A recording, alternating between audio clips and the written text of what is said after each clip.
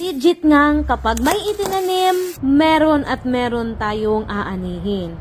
At magkakaroon tayo ng pagkain na maihahain natin sa ating hapagkainan. Nakakapagod man magtanim, masarap naman sa pakiramdam kapag namunga ito at nagkaroon naman ito ng biyayang hatid sa atin.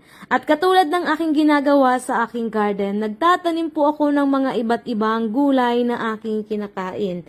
Nag-iimbak po ako kahit maiksi lang po ang taniman dito sa Canada, hindi po ito'y naging hadlang para ako'y makapagtanim ng mga gulay na kinahihiligan kong kainin. At isa din po dito sa na-appreciate ko ng mga kaibigan na sa pagtatanim po talaga, hindi lang po pagkain ang maibibigay nito sa atin. Kung hindi peace of mind, magandang pag-iisip at saka syempre malalayo po tayo sa